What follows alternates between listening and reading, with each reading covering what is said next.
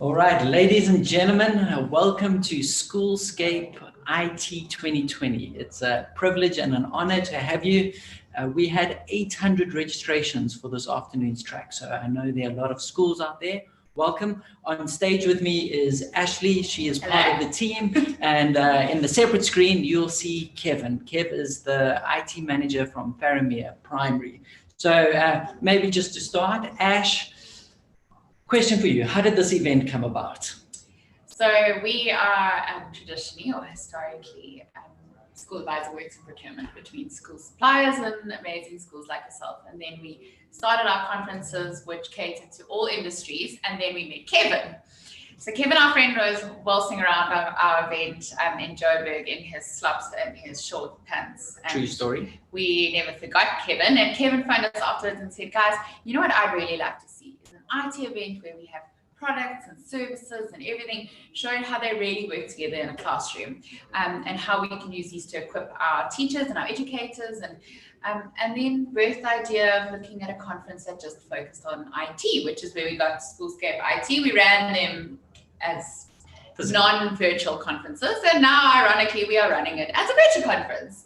So we're very excited about our virtual IT conference. Brilliant. Kev, maybe for you, what can our teachers that are viewing expect from today and the rest of the event? Pete, there's quite a lot happening. You can hear from other schools, from schools that are actually using technology and how they're using it.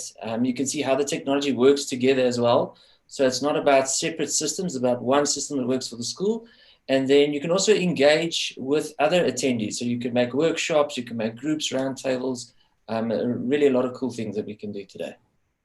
Cool, brilliant. And then we know our track this morning, a couple of people had some issues getting live. So we are posting links onto other platforms where you can externally watch. Those are going to be going out. We know some schools have YouTube streaming blocked, and that shows within the Hoover app. What I wanted to do though is just quickly show you the platform so you can get used to it, and then we're going to hand across to our first speaker. So let me just share my screen quickly, and if you can give me 1 sec. There we go. So on your screen, this is the web version. There is a web and an app version. You'll see the functionality is the same. There's the agenda where you can see your upcoming speakers. You can join in on the sessions. The attendees, you can engage and chat with any attendees. We really hope that this event will allow you to engage with other schools so that you can share stories, see how you get through challenges during the season. And then what's really exciting is we have the community section.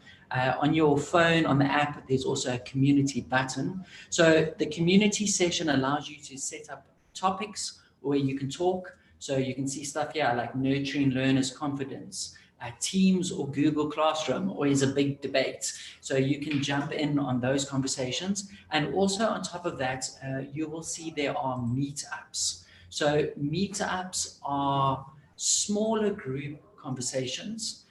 So you'll see here, if I can just highlight, there's a couple. So for example, that was this morning. Let me just get on to where we are this afternoon. There we go. So building a reading community and running literacy inventions with Snaplify, creating collaboration and real audiences in your classroom, the lab exchange workshop. This is actually something that was started by Harvard University. There's also all you need to know about CPD points. There's 4IR, so there's a lot of topics you can jump in, and those run after the schedule. So for the schedule, we're trying to keep you for an hour, short, sharp, and sweet, hour and 15 minutes. Thereafter, we jump into these sessions. So please go into those. And then there's also the exhibitors. So these are all the companies that are on the platform that you can go view. So that's just a bit on the platform. We really hope our kind of heart with this is that you'll be able to engage and connect with other schools. But Ash, a question for you. We've got a couple of prizes up for grabs. What do we have? So very excitingly, probably our prize, is we are giving away a 75-inch panel from Promethean. So they've, they very generously have given that away for a school to win. And so that'll be, you need to do a couple of things. You need to have them written down in big. Now I've got to pick up the paper because it's very small. So you need to, to enter, you need to go and download the app. Then you need to visit 10 of the exhibitor booths, including Promethean's booth. You need to comment or make a note or say hi or ask a question on the exhibitor booth. And then you also need to... I think that's it. Simple as that, very easy. Other than that, we have 10 Takeoff gift vouchers that we're giving away. Actually 9, we gave one this morning already. And so we will be running different kinds of competitions. We'll tell you a bit about a competition we're running with our social media later. And so hopefully a few of you can win some of those 10 Takeoff vouchers. Yeah. And then there's many other great offers, deals, prizes to be won on the actual exhibitors booths. So go like them, go do their challenges, and there's awesome prizes to win out there, and to just get you engaging and chatting and enjoying the conference. All right, ladies and gentlemen, it seems we might be having a slight technical difficulty with our live streaming. Can you please just hold, bear with us for 1 minute? Give me 1 second, I will be back with you.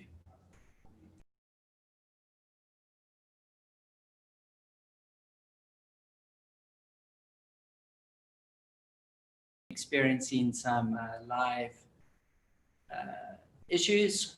Essentially, we've been sitting talking to ourselves for the last 10 minutes. We didn't know this. All right, so we are just confirming we are officially live.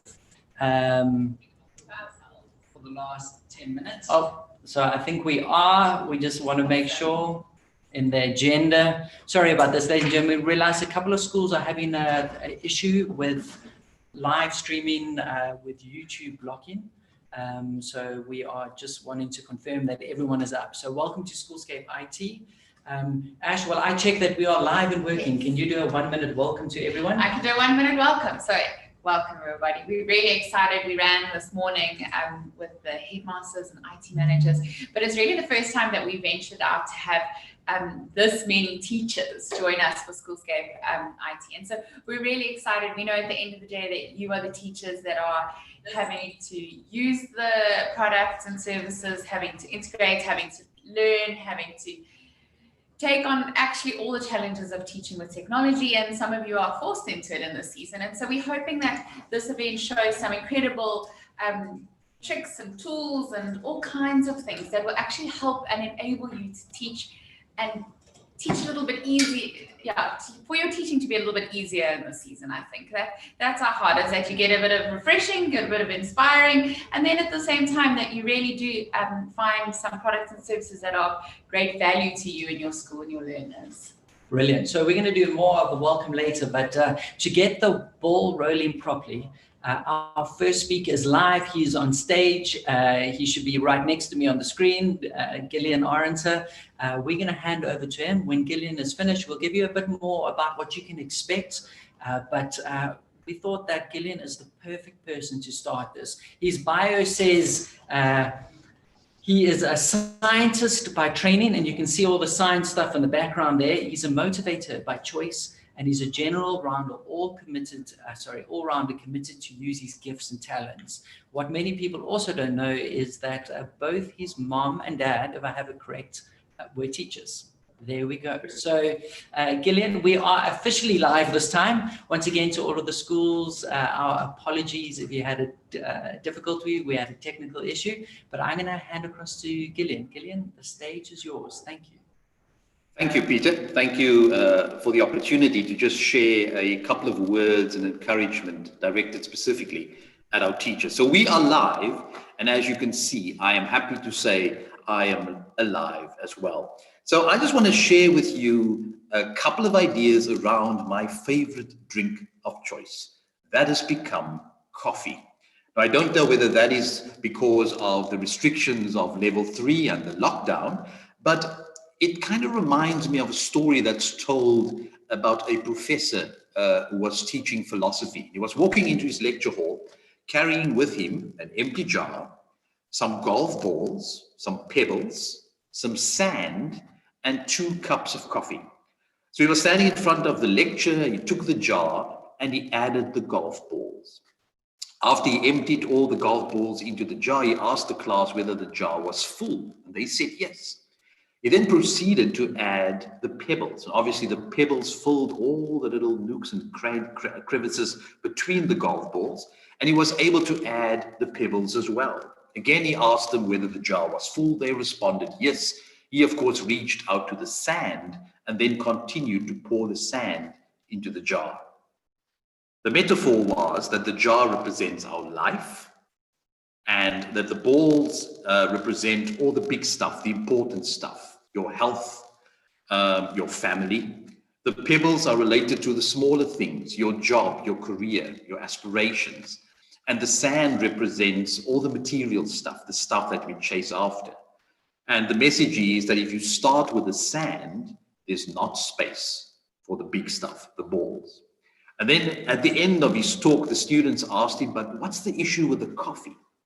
And he then said to them, even though your life might be full, there's always room and time to enjoy a good cup of coffee with some friends.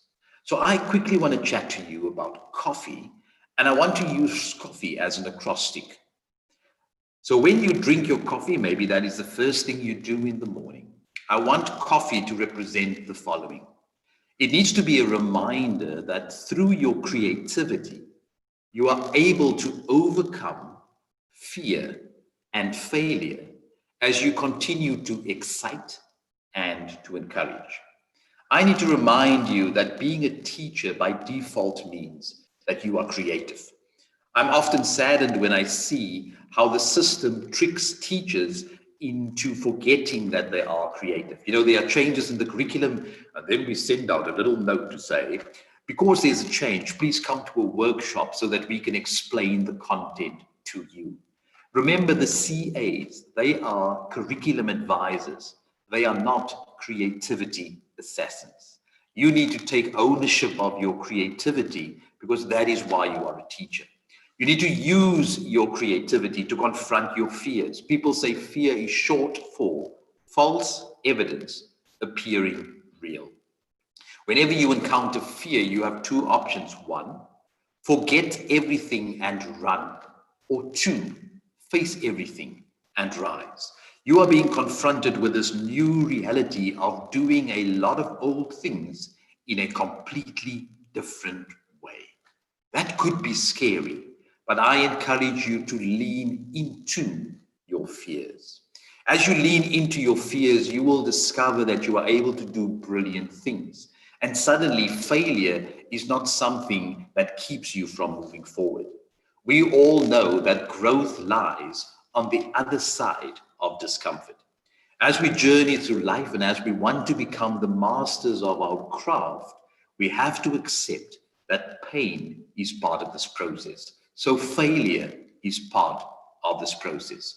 As an educator, you are on a daily basis trying to explain to young people that they need to adapt what we call a growth mindset. That by default means that you will get things wrong on a daily basis. And that is what makes it exciting.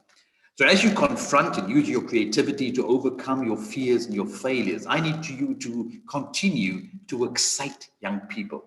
You guys are tapping into technology, and you would know that the next generation, these youngsters, we often refer to them as screen ages. They've got little fingers that go like this.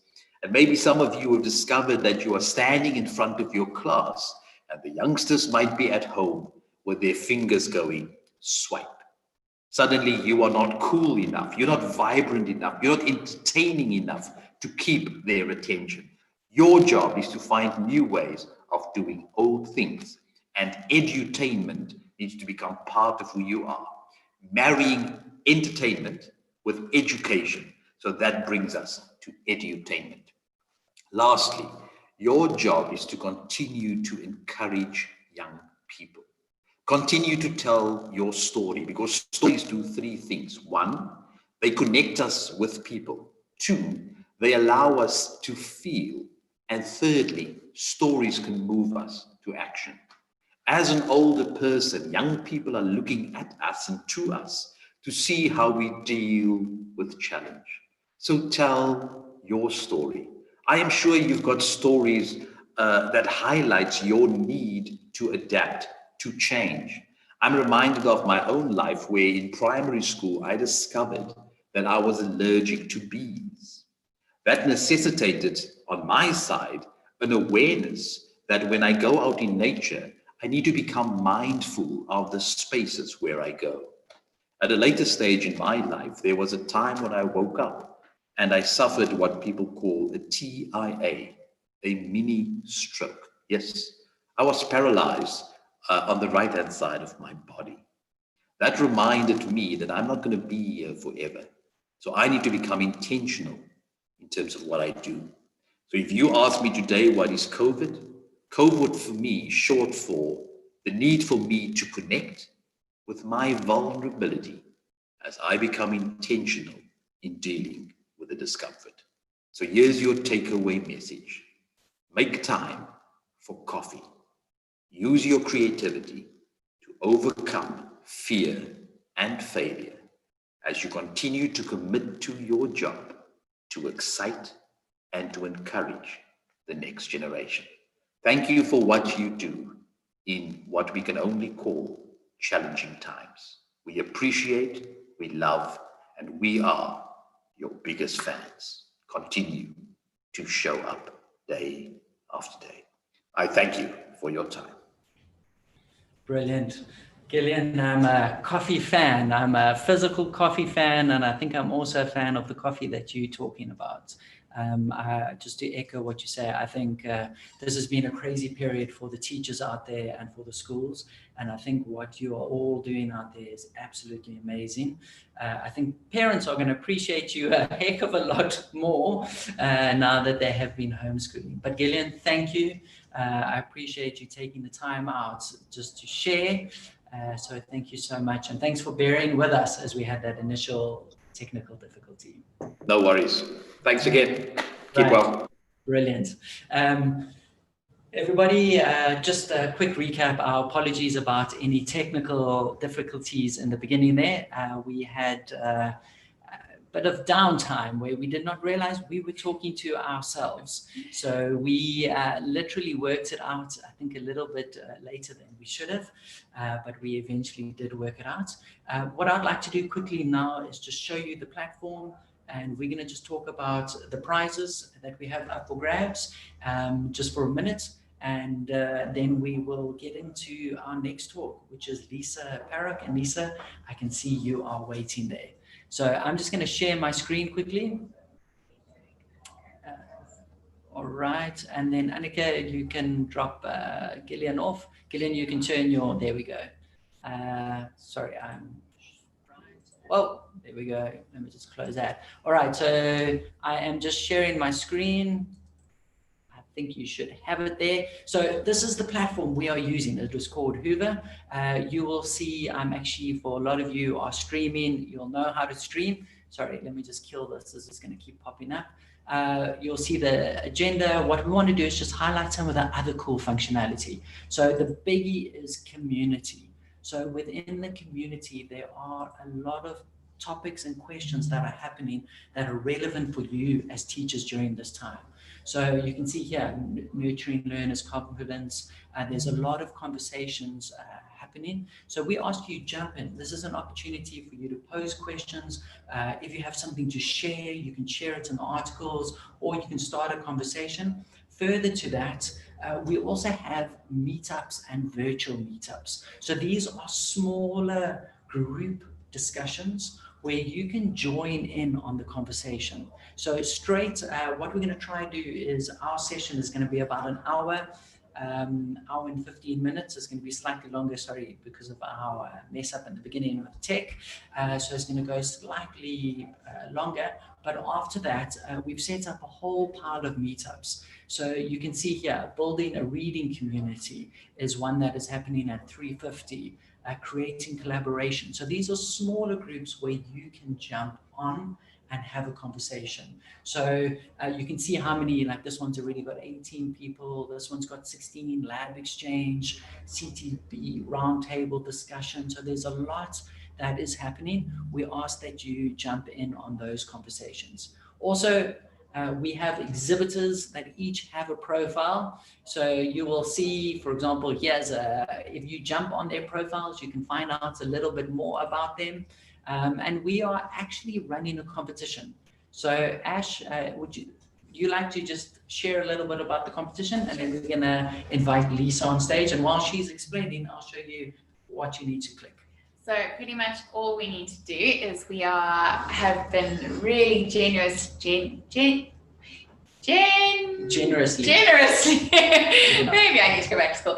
Generously given a 75-inch panel from Promethean. So I mean that would reform any one of your classrooms. And so part of our giveaway is that you need to do a few very simple things.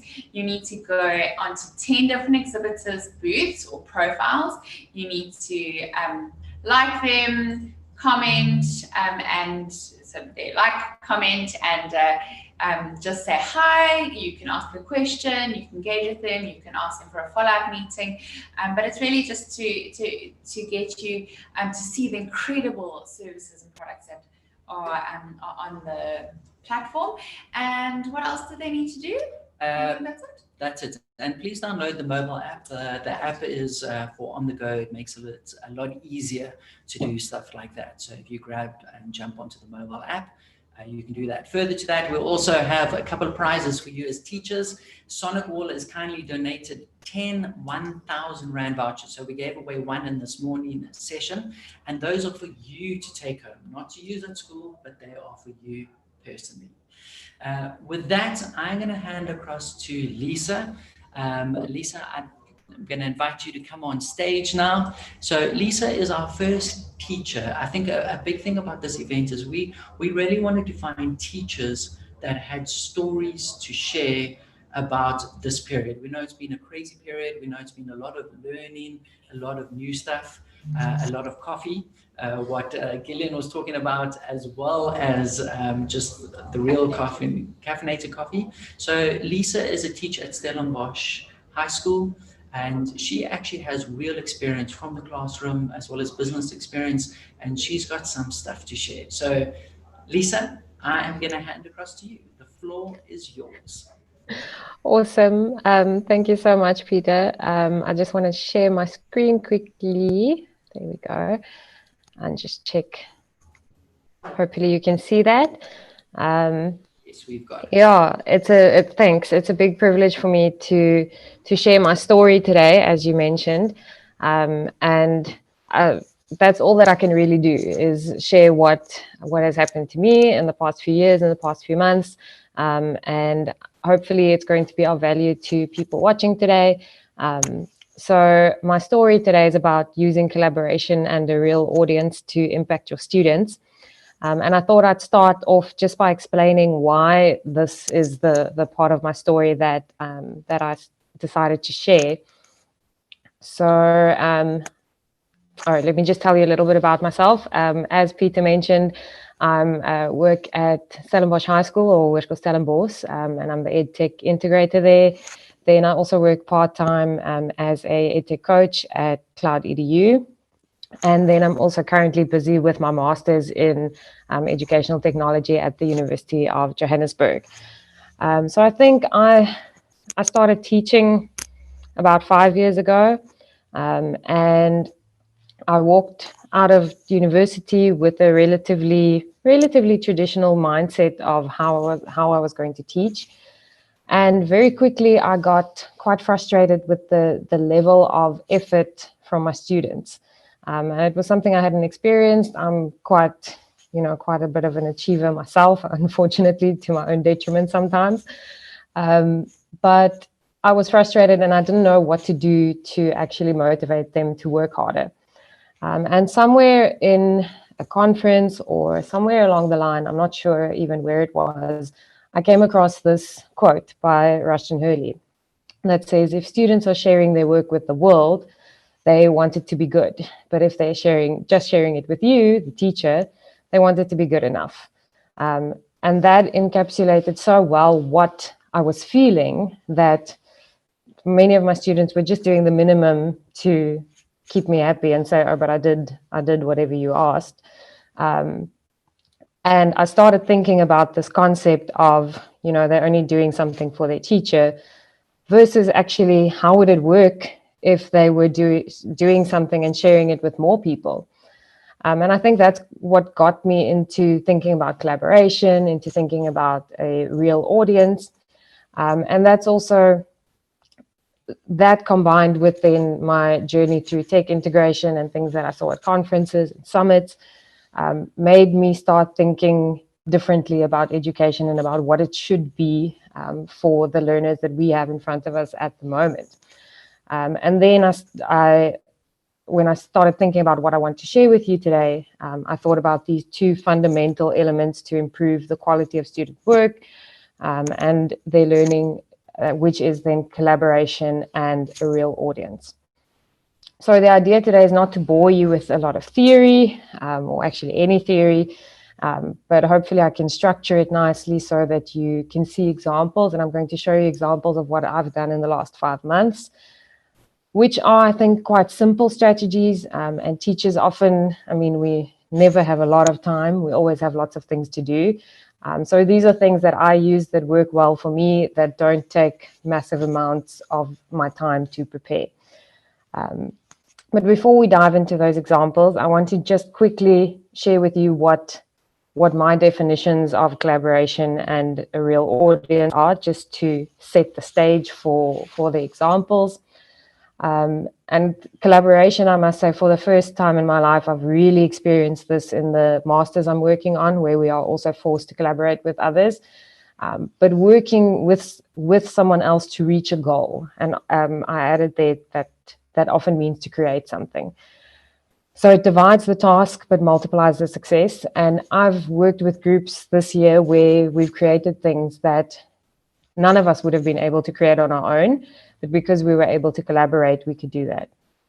And I believe this is such an important skill that we need to teach our learners, or that they need to learn, because in the world that they're going into, there are very, very few places where they're not going to have to collaborate with someone at some point. And it can get them so much further in what they want to achieve. So that's the one part of the examples and things I'll be looking at. And then the other part is the concept of an authentic or a real audience. And this has really, really changed my teaching, where students share their work with real people, whether it's sometimes their classmates, sometimes people outside of their class. And this increases the meaning of their work, because someone other than their teacher is actually going to look at this work.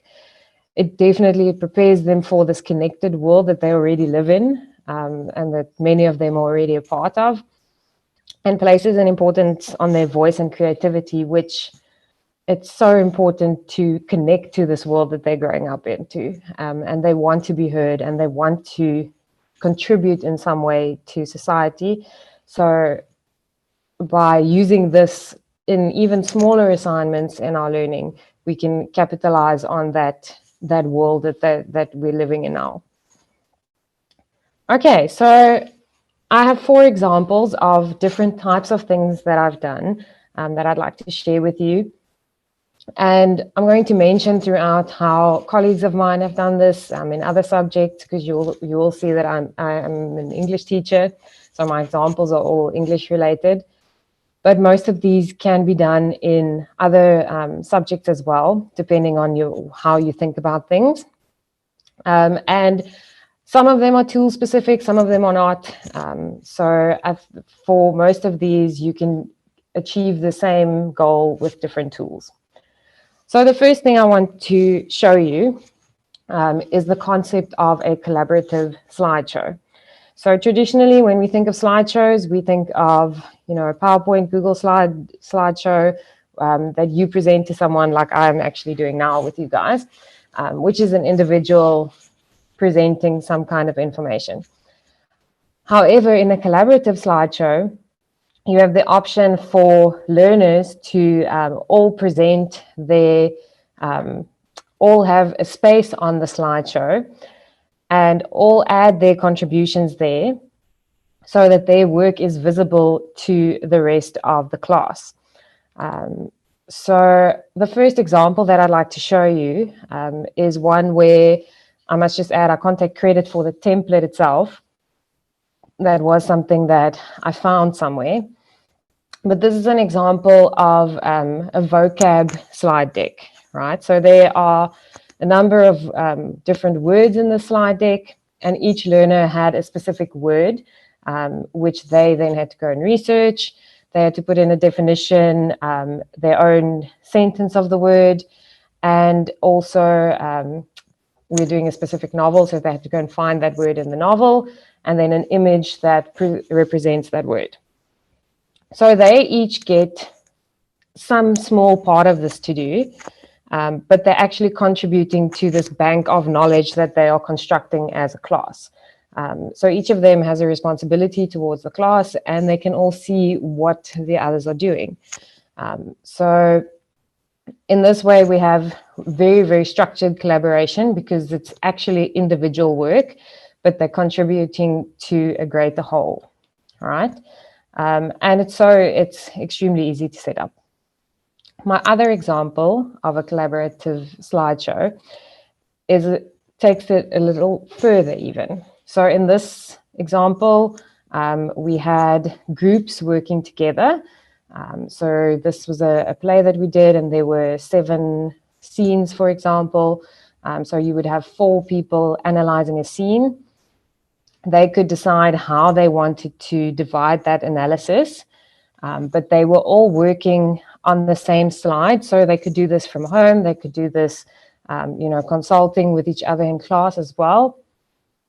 And each group then completed one slide, and then together they also have a whole bank of all the scenes and all the analysis. So the responsibility is on them because they actually have to work hard and they have to contribute this knowledge to the group.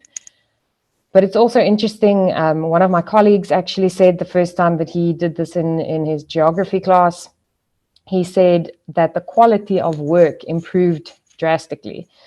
Because you have eyes on what other people are doing, I think 2 boys in his class decided to do something extra to lift their quality, to add some extra links to different countries that they were researching. And suddenly everyone else in the class went, oh, this is really cool. I can actually also do this. And the quality of the work increased for the whole class. I'm gonna hopefully have time for questions at the end, but I don't want to run out of time.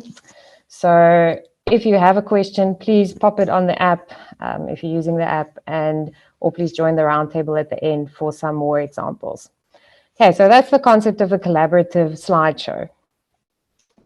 Another way to have this collaboration and real audience is with something that I just named collaborative boards, which is the same concept as a slideshow, but it's you can either use something like Padlet, which I love, or a digital whiteboard. And this you can easily share publicly, either with the class or with the grade or your broader community. So 2 examples for this one. The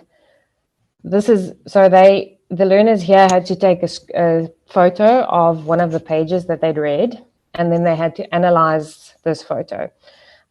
So this board is what we call a Padlet board. It looks like a pin board, but a digital version. And they can then post their opinion, their contribution on this board.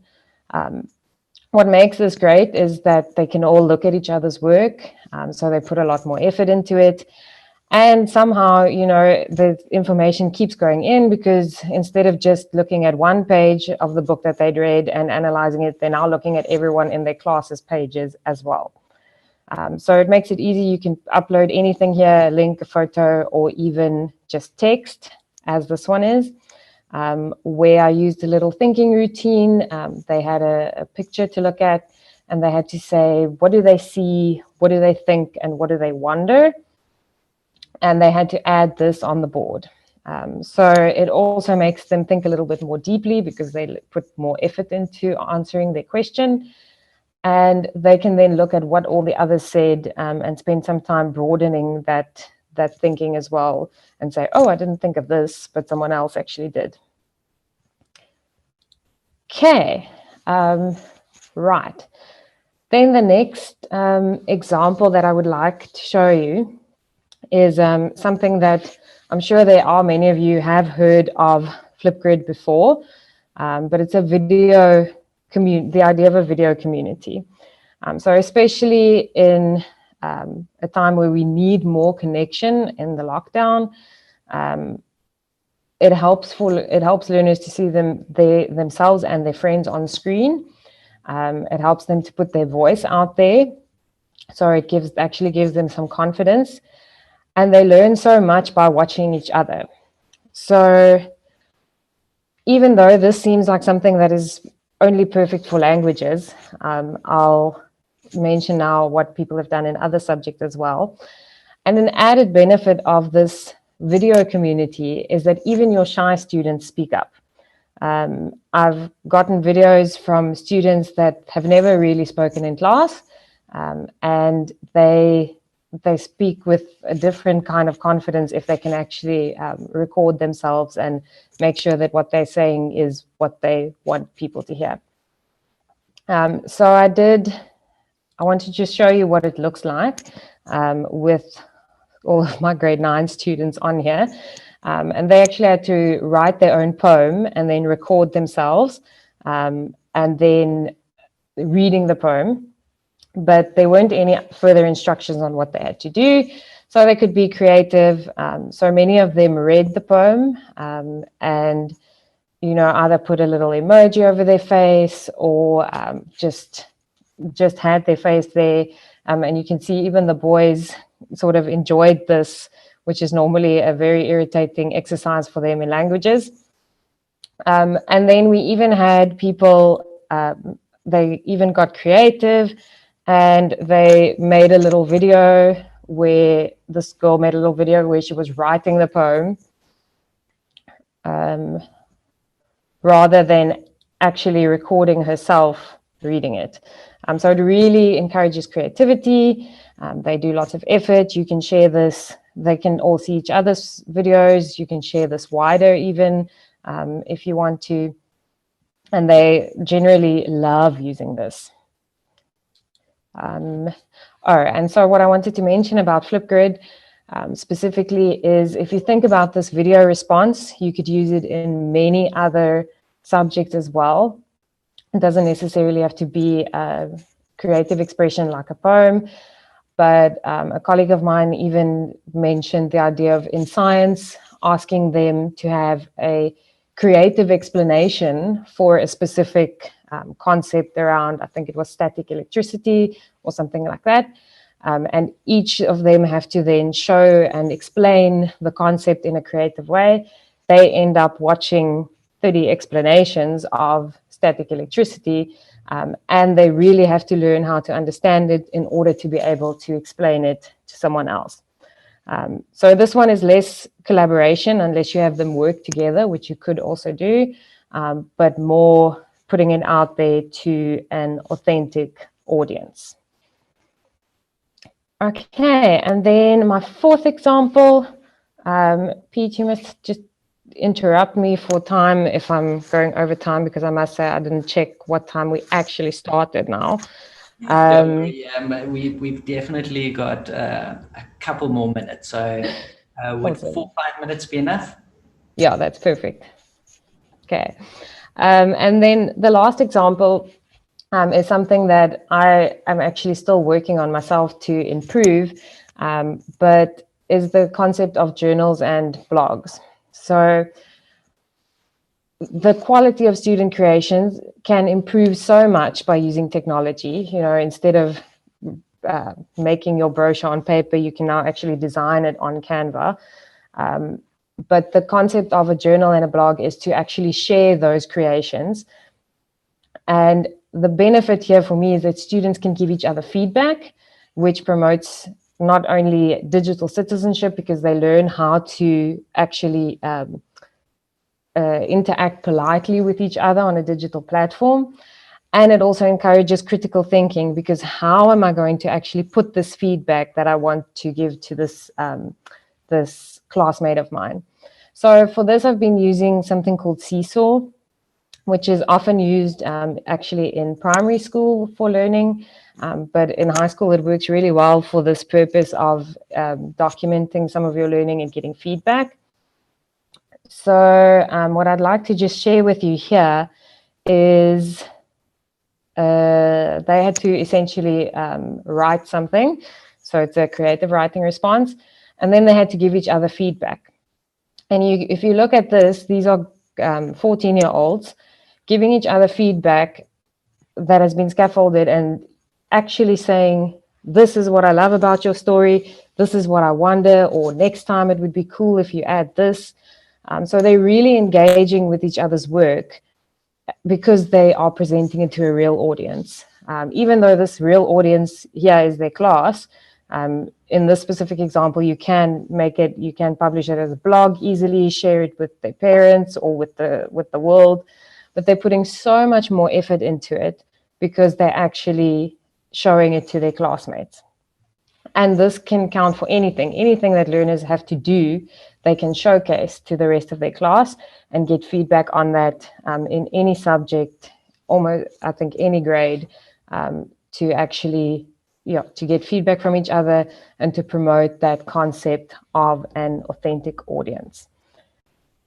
Okay, I hope that those examples were interesting.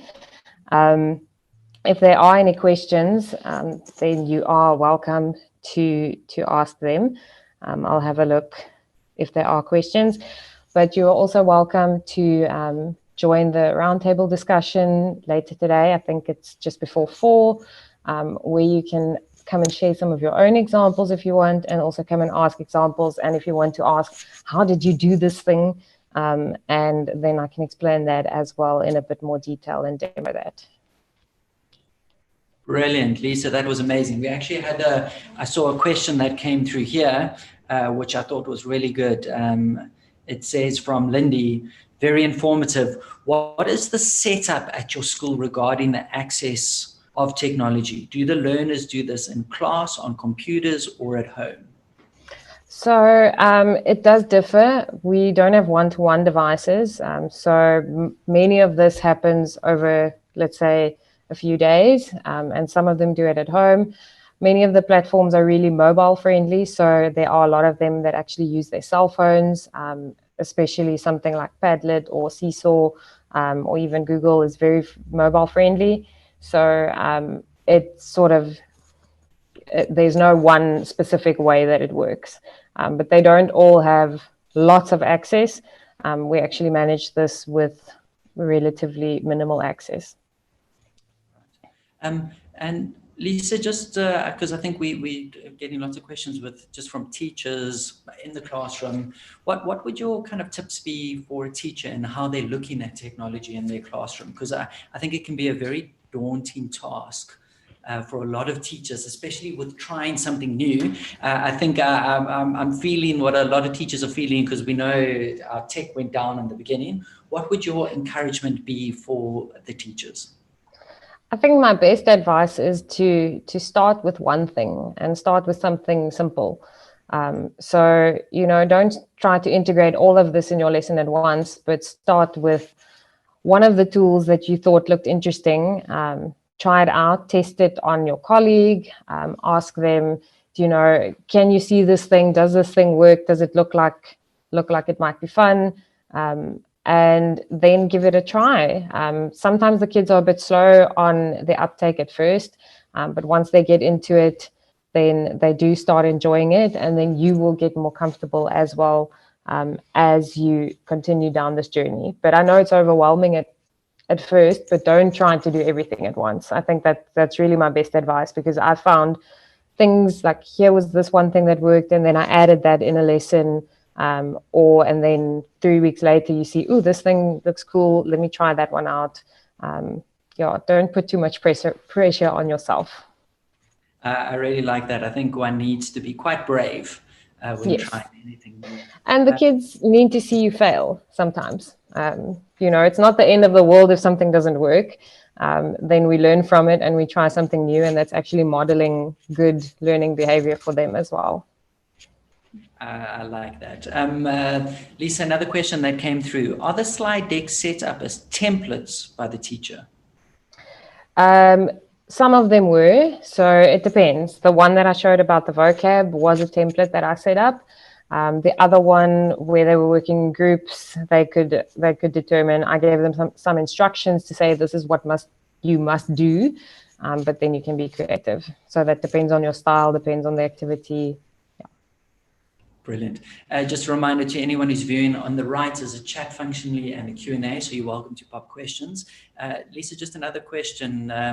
Favorite piece of tech hardware that you use? Tech hardware.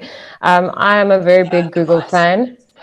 Yeah, I'm a very big Google fan. So I actually do work on a Chromebook because it starts up so quickly and it makes my life easy. I get into the class because I've often switch classes, open it up, ready to go, all in the browser. So, but yeah, that's very much personal preference, but that is what I use.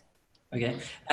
For anyone, I know in the Lions Den pitch, the guys are going to be pitching what a kind of device from a Chromebook is. But in a nutshell, for those that don't know, what is a Chromebook?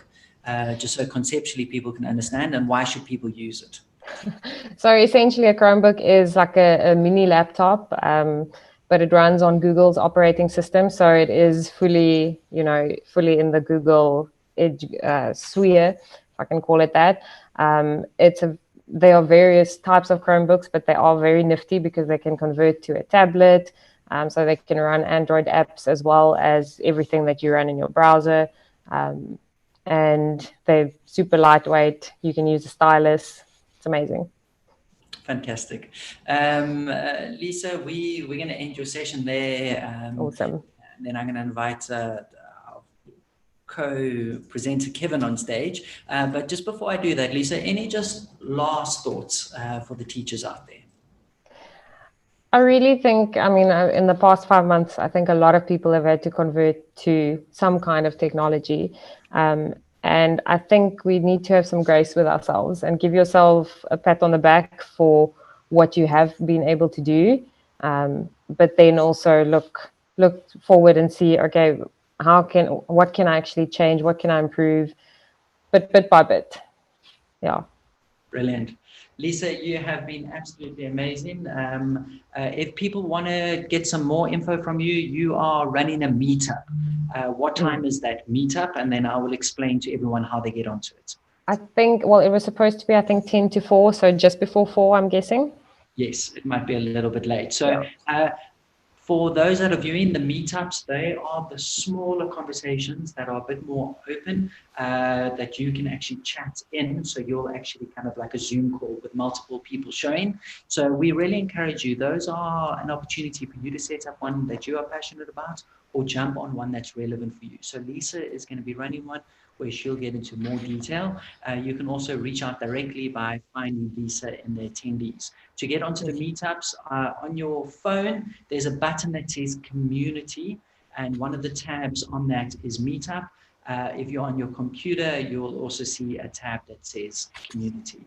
Fantastic. I'm gonna show. Well, let me first say, Lisa, thank you. You've been absolutely amazing. Awesome, thanks. Say cheers to you. We really appreciate your time. Thanks.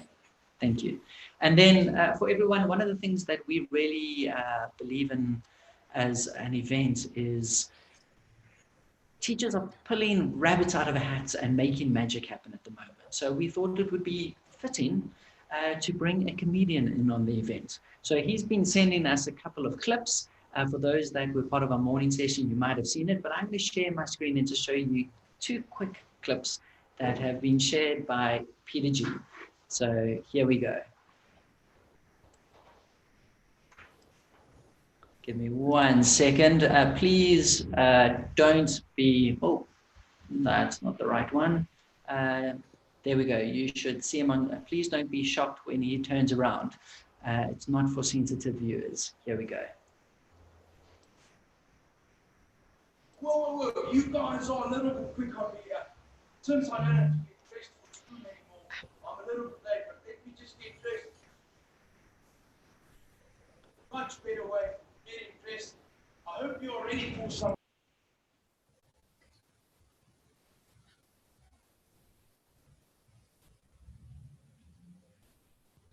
Think of it.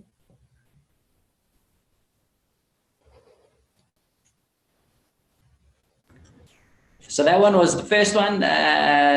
Peter G's also got one more for us that I just quickly want to show you because it is something to behold. And I don't know how he does the top thing. I've checked to see if he paused. I can see on the video that he did not. So give me 1 second.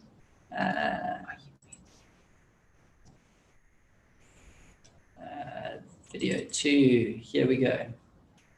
Hello to all the teachers watching this video. The lockdown is tough, right? Shoot, I mute his video. And I think a good thing from this lockdown is people appreciate teachers way more. I mean, we've got 2 children and we decided we don't want children anymore. And they're actually taking the news quite badly. But as a magician, I'm so scared that my wife is going to wake up out of this hypnosis. Times is tough, eh? Times is really, really tough. I mean, we're so poor now, we sometimes go to KFC to lick other people's fingers. And I set my alarm at 3 o'clock in the morning to go bark outside that the neighbor thinks we've got dogs. But I mean, how can they ban alcohol? En Afrikaans sê hulle die enigste plek waar ek nog hoendervleis kry. Standards. I mean, times is tough. I don't have alcohol. I've got children at home. The only thing I have left is Coca-Cola. So, as a magician, I'm going to make this Coca-Cola disappear. You will see that the Coca-Cola is gone. And I can actually bring it back. I can't do that. I'm not that brain of a magician. But what I can do is I can take out a glass of water and fold up this bottle. The lockdown mentally can mess you up. Look at the glass half full. I know times is tough, but the magic is up here. Thank you. Brilliant, everyone. I'm just going to stop sharing my screen. There we go. There is something, I don't know how he does this stuff, and he catches me every single time. We are about to go into our Lions Den. I just wanted to introduce Kevin. Kevin is a co-host.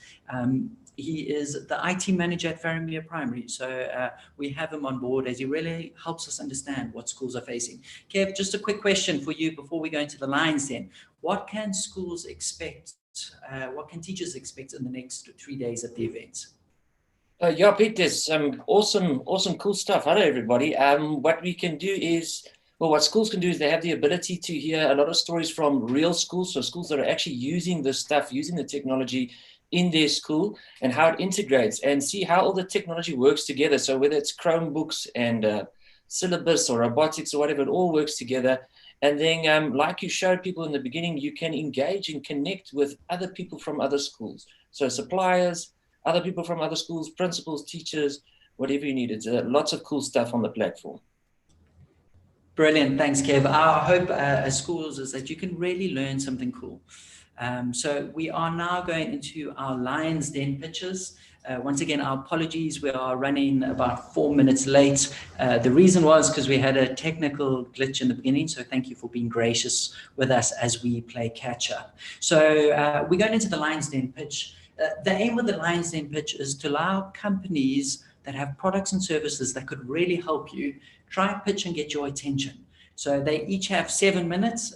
We have 3 companies today that are vying for your attention. We're basing on like a Dragon's Den kind of feel. So first up is Bianca. So Bianca is from Edgyboard. She's got some exciting stuff to share with you.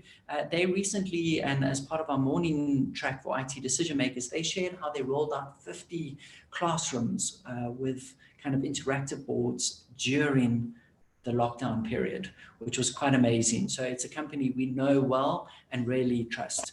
Bianca, you can pop your screen on, and I'm going to hand over to you. The stage is yours. Fantastic. Hi, everyone. As Peter said, my name is Bianca and I am from Edgyboard. And what I basically want to show you guys today is one of our amazing software packages. It is called Mosebook. But instead of me having to explain to you what it's all about, I am going to start straight away with a video that I have done just to show you some of the key features and functionalities of this software. Hi everyone, my name is Bianca and I am from Edgyboard Interactive Classroom Solutions, and today I will be showing you some of the cool features and functionalities of our Mosebook software.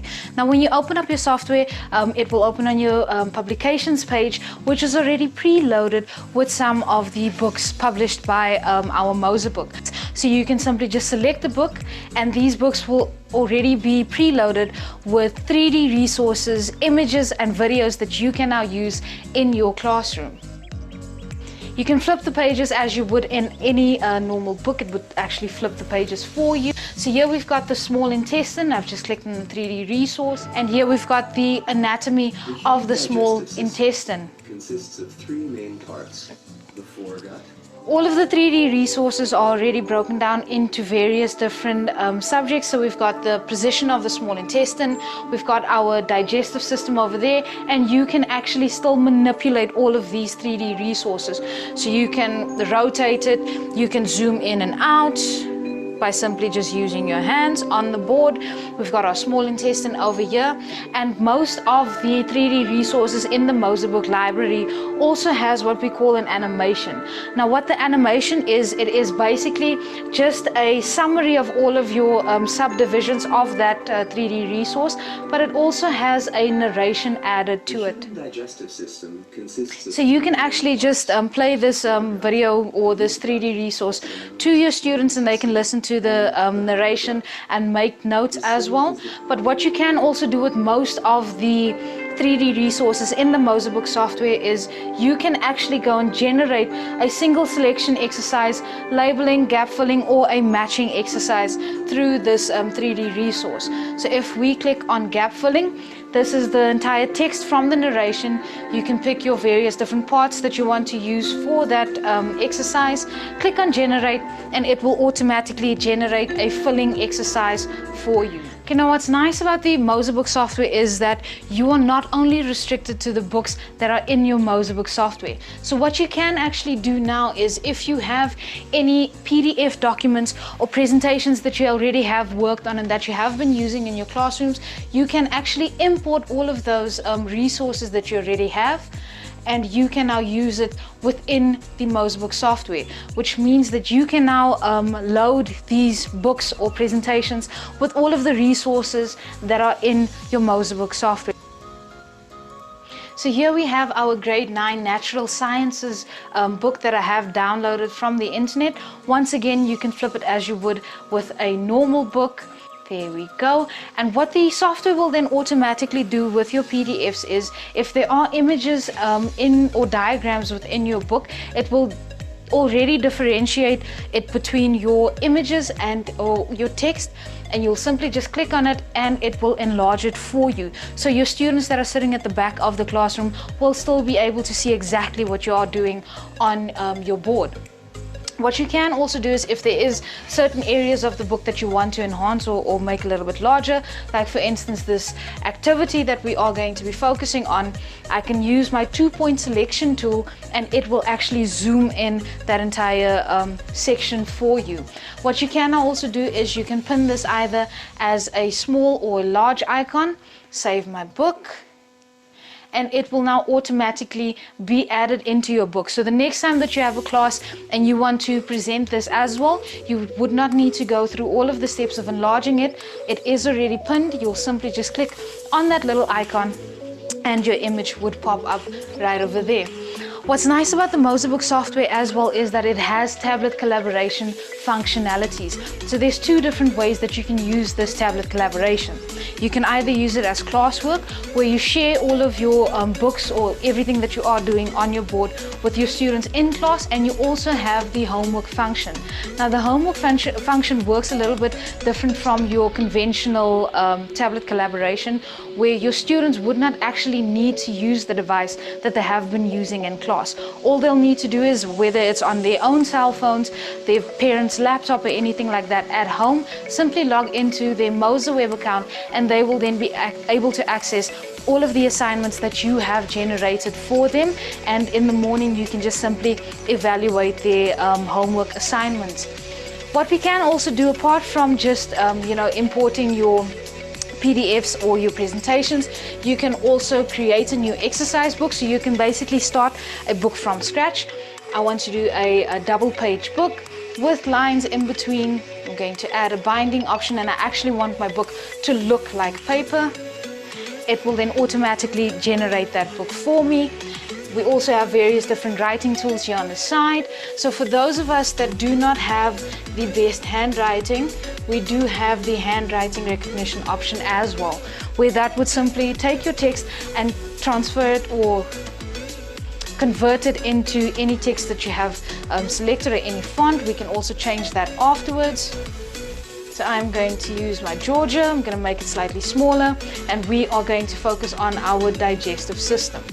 One of the key features of our Mosebook software is our extras. So I'm going to use the recommended extras, which basically will take everything that I have written on my book so far and give me recommended extras that I can incorporate. So this is your 3D resources, videos and images and things like that, so you would not need to go and search for all of these things. So this just makes the entire process of populating your lessons with all of these various different things so much easier and quicker, which will save you time in and out of the classroom. Furthermore, what you can also do within the Mosebook software is you can now also access your browser. So there's no need for you to go out of the Mosebook software. It basically is a one-stop shop. Here we have the Natural History Museum, which is situated in the US, and we can actually take a virtual tour of this museum, meaning that you are, instead of taking your students to the museum, you are actually bringing the museum to your students in the comfort of the classroom. If you want any more information on our Mosebook software or anything from EduBoard, go and visit us at our exhibitors booth, where we'll also give you a stamp. Thank you so much. My name is...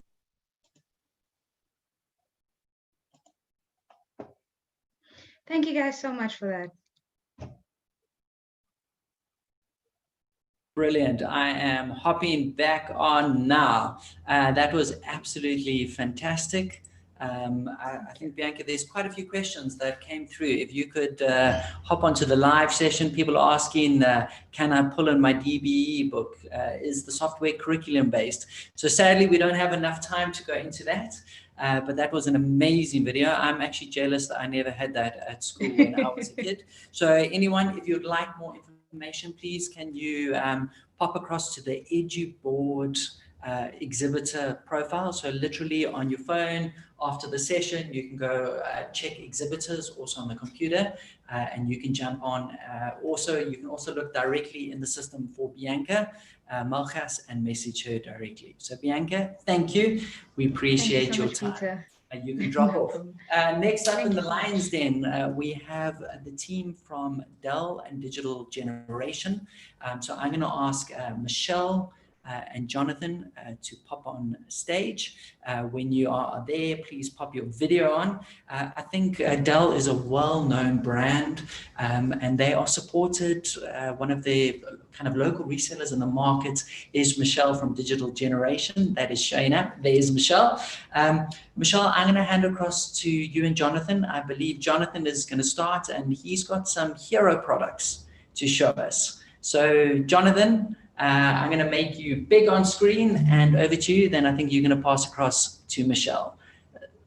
The platform. Great, thank you very much. Yours. And thank you to our previous speakers as well. I think Lisa did such a good job at selling the Chromebooks that I don't really need to do anything. But what I wanted to do today is introduce you to some of the technologies, the Dell technologies, and our partners like Digital Generation can offer to schools. And at Dell, we have a statement that we always use. We create technologies that drives human progress. And these technologies enable people throughout the world to be able to be their best, be their most productive, and to create. And it really does start in the schools, right, with our teachers and with the parents. And so some of the technologies I'm going to talk to you today are really about enabling yourselves as teachers, enabling in the school. And EduBoard, for example, the previous video is a great example of software that works really well with Dell displays. And we'll talk about some of those technologies now. So why Dell is the first question I would ask. Dell has enabled over 400,000 schools throughout the world, over 14,000 universities and colleges, and we enable them with technology. We're actually sitting on our 8th generation of mobile devices, Chromebooks and Windows devices designed specifically for schools and tailored around the education vertical. And it gives you the flexibility of choice. So we're talking today a lot about Chromebooks and being able to use Google and Google applications on your devices. So Dell's range of Chromebooks will be preloaded with the Google application, which then enables all of those great features from the Google Play Store and from your school. We also have Windows devices available, equivalent form factors, 2-in-1s, devices that are able to flip on themselves. And I'll show you an example of those devices in a moment. When we talk to our customers, we would have a conversation around their needs. We'll talk about personas. You've got the learner. The learner might be in the class with the device. It may be at home. You've got the educator who would be, in this current situation, often working from home and presenting to their children, from a remote location.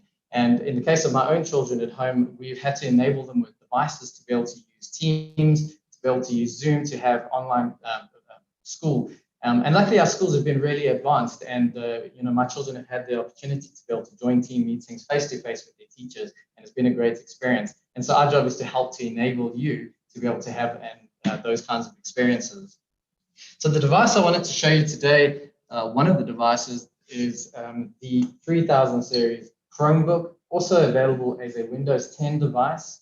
This particular device is available with a 2-in-1 form factor, so it actually folds onto itself, becoming a tablet. Now, why would that be important? A lot of schools would think to enable their students with tablets is a great idea, and a tablet is great. The problem with them is that generally they're made of glass, they're easy to break. Other issues with tablets is that when you want to bring up a keyboard and actually create content, it takes up half of the display. So with the Chromebook, you get a full-size keyboard, which enables you to create content, write essays, reply to emails, and on Teams, for example. But if you do need apps from the Play Store, which are designed specifically for touch inputs, you can do it directly on the glass. You also have the access to things like styluses, which allow the students to be able to have a more natural input right on the glass with a pen in their hand. Some of the great features about this particular Chromebook that Dell offers is that, 8 generations of Chromebook, we've learned a lot about what kids do with these devices. And so we've, stiffer cover lids on the actual devices. You'll see on this device, it's a little bit dark in the image, I know, but around the edge of the entire product is rubber. So this product can be knocked on the table. In fact, we put these through 7,500 micro drops on all different angles of the product to make sure that the product will withstand the full life cycle. 35,000 hinge cycles. That's opening and closing the product 35,000 times to make sure that it's durable and that they're going to last in your environment. Spill resistant, 350 mils of water can be spilled directly onto the keyboard of the device, and you can just pour it out and the device carries on running.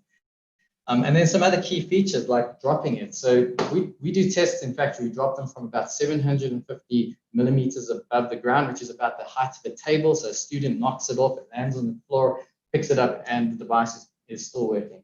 In fact, we do tests up to 1.2 meters where we drop the device on different angles, and we make sure that the product will continue running.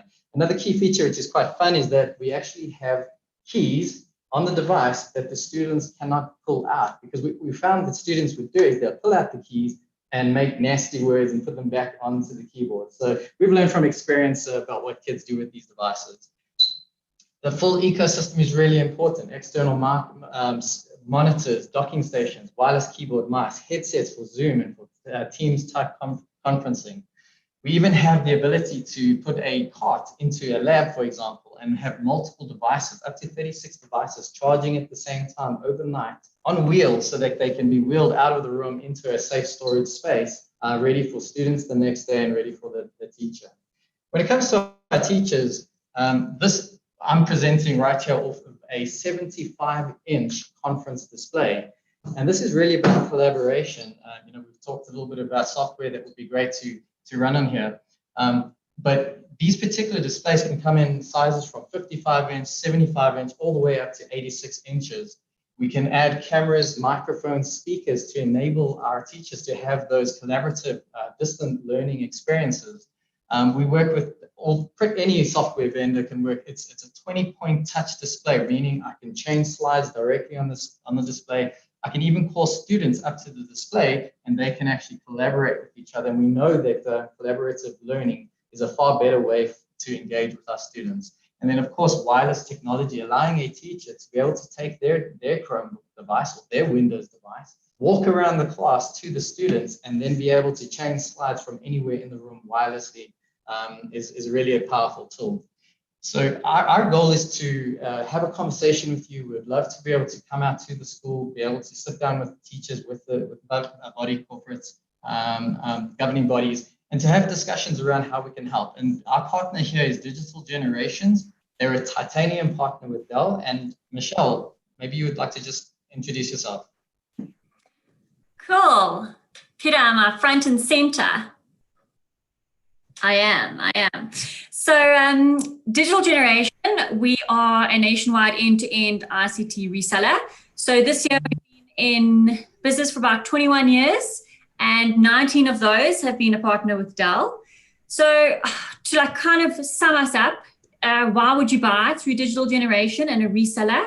So there's 3 points. It's first, we sit with the schools and figure out what devices are best suited to their environment and specifically their needs. So if there's a teacher that needs a specific device, we can procure it and send it to the school. The second is we're an easy place to buy. We generate online portals so schools can buy directly or send out to parents. Teachers can also choose devices and send out to the parents and say, okay, cool, this is the device we want you to buy.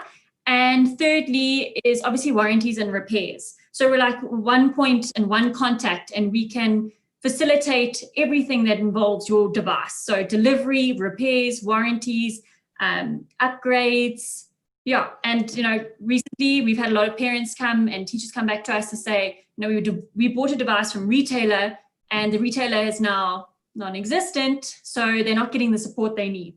So yeah, that's why you should partner with us. Thank you.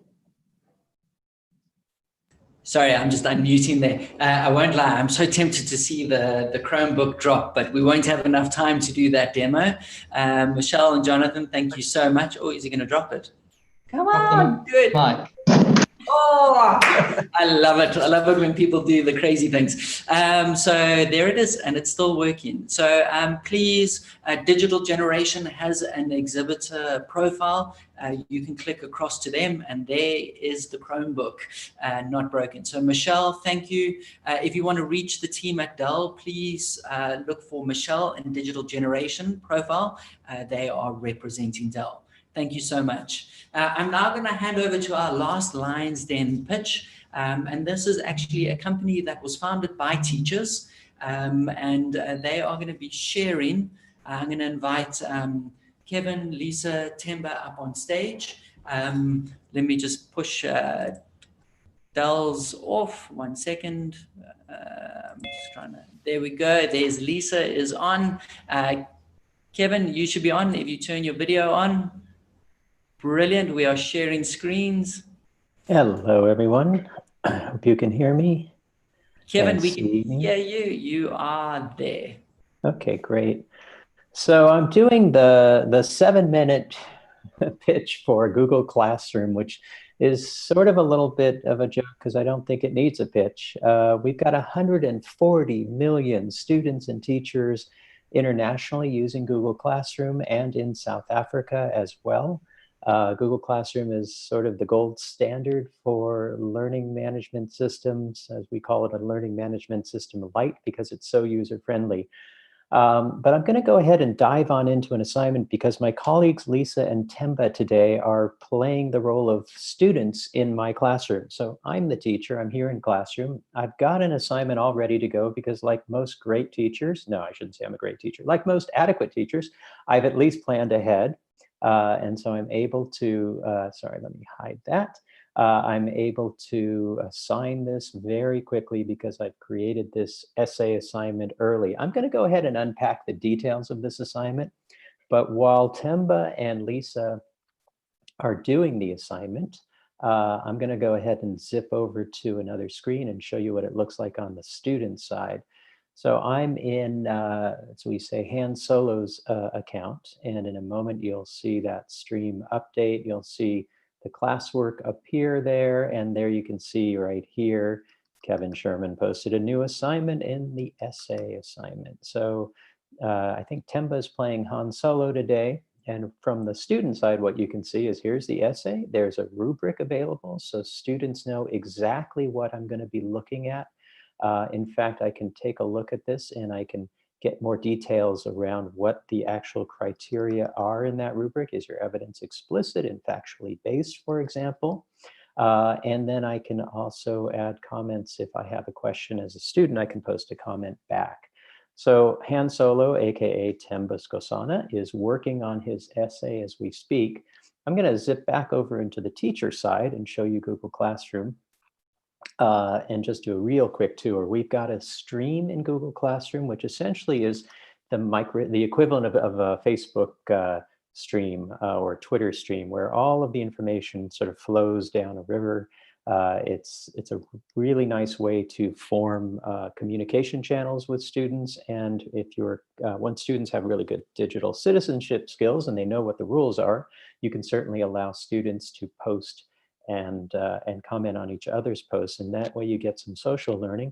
You can see here I've assigned some deadlines, so we know what's due today. We get that information, and there's even a link over on the parent side of the world where we can automatically send an email to parents once a week that allows them to get notifications about what's going on in their child's classroom.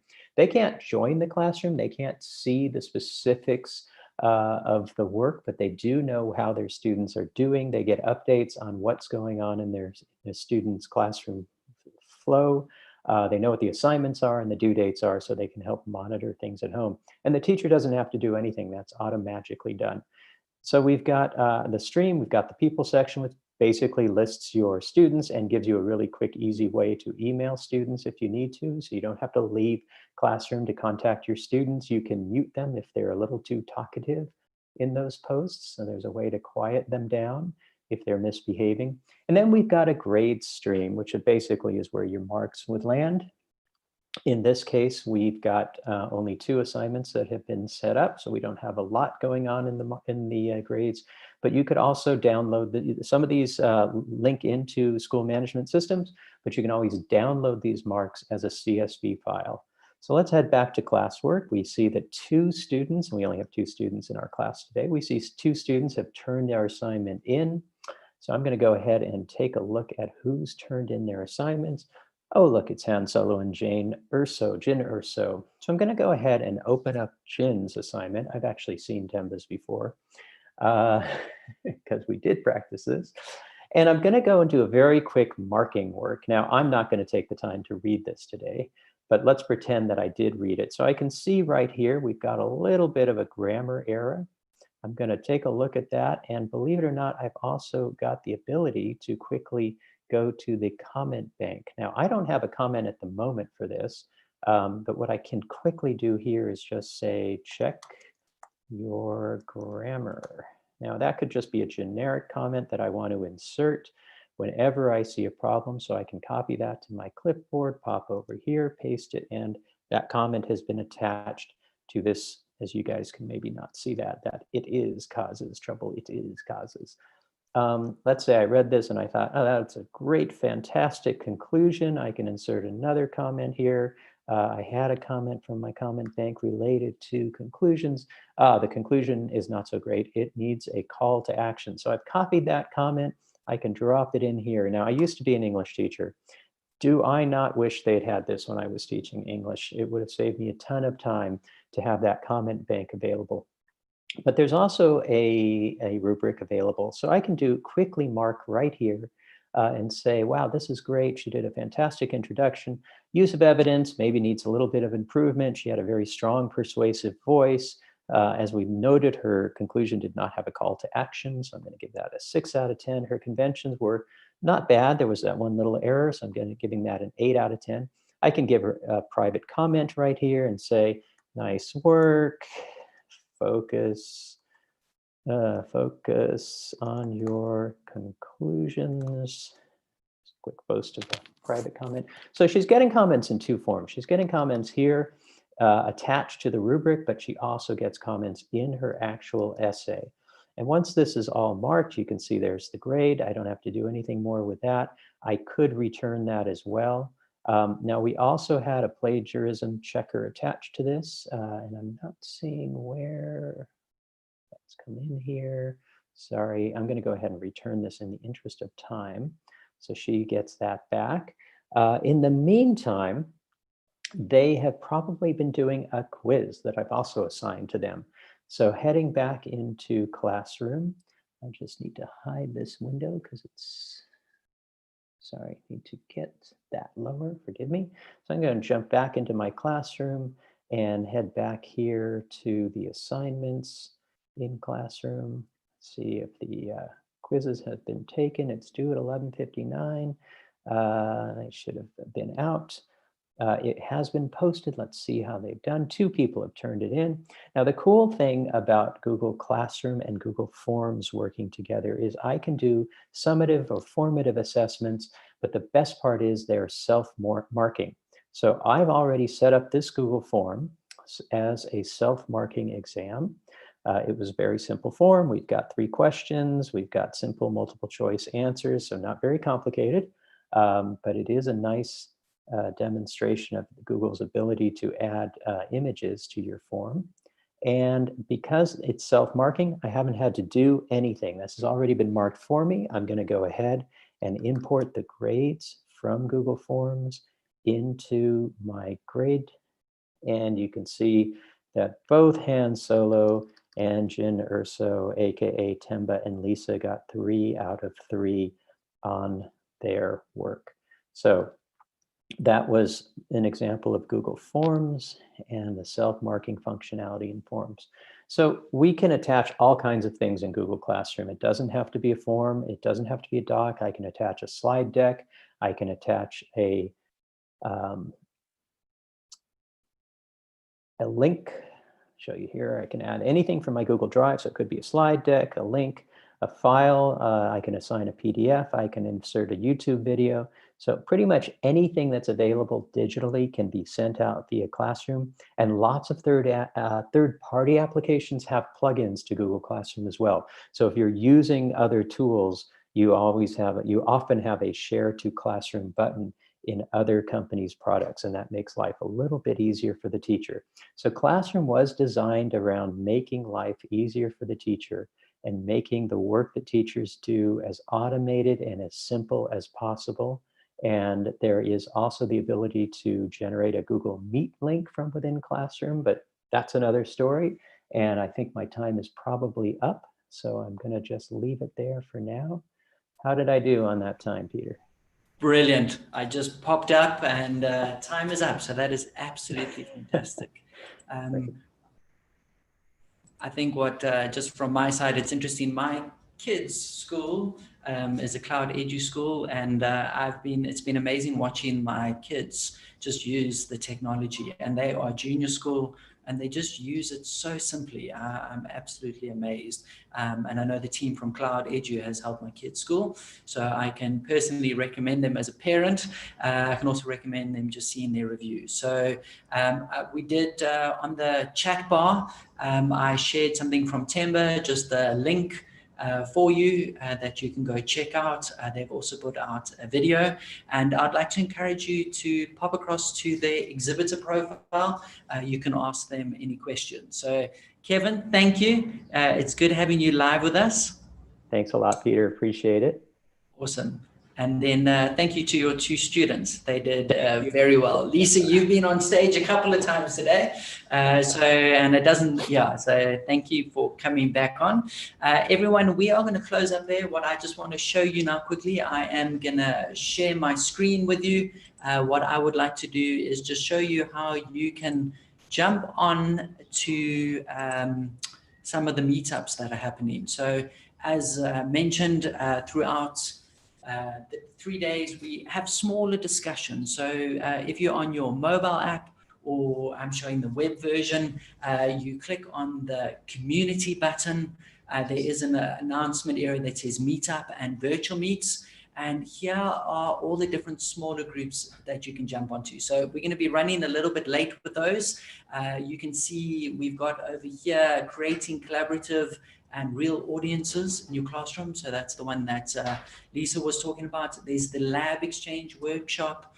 There's all you need to know about CPT points. And then just on that one, just a big shout out to get SACE points. So just by attending this conference, you get CPD points. All you need to do is log them and register them. So join that roundtable if you'd like to get a bit more information about how to do that, or please go onto the exhibitors and view get SACE points. If you do that, you will be able to then chat with them. They are on standby to help you. And ladies and gentlemen, that is us for a day. Once again, we just like to apologize for the technical glitches. When we started, we were trying some new tech because we know a couple of schools are battling with the live streaming through Hoover. So we just wanted to make some other platforms available, and that was the delay. So tomorrow we will start at 2:30 sharp, and we've got an action-packed day planned. So please come join us tomorrow. I think our spaces are pretty much sold out. We do have a couple more spaces available if you have any colleagues, and we really encourage you to jump in on those roundtables. And I think tomorrow we're going to give away a 1,000 Rand Take-A-Lot voucher, kindly sponsored by Sonogwall. So watch out for that. What we do is with those prizes is we base it just on engagement, questions asked, and just if you've been involved. So everyone, that is all from me. Thank you so much for joining us, and we will see you tomorrow. Feel free to click on the community tab and to jump onto the smaller meetups if you have time. Thank you, everybody. Bye.